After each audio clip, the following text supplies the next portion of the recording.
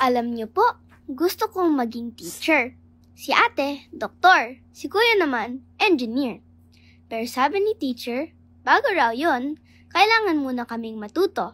Bumasa, sumulat, magbilang. Doon daw nagsisimula ang lahat.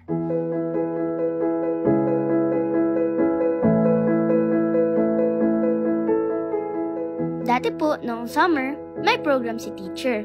Sabi niya, kina President Bongbong at Sec Sonny raw yun. Sino po sila? Tinutulungan daw nila kami eh. Salamat po. Dahil doon, ang dami naming natutong bumasa. Kasama ko doon. At ang saya-saya namin. Kasi ngayon, di na kami natatakot magbasa sa harap. Di na kami nahihiya kapag tinatawag ni teacher.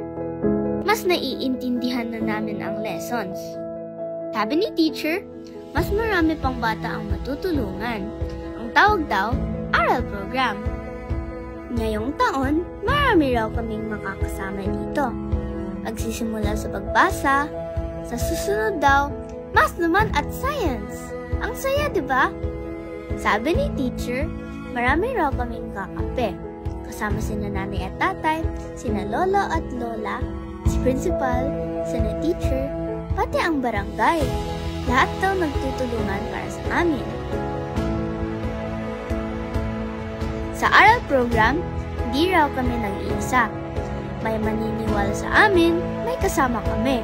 Para maging teacher ako, para maging doktor si ate, para maging engineer si kuya.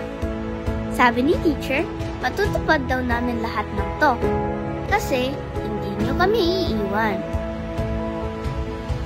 Handa na po kami. Kaya, aral na!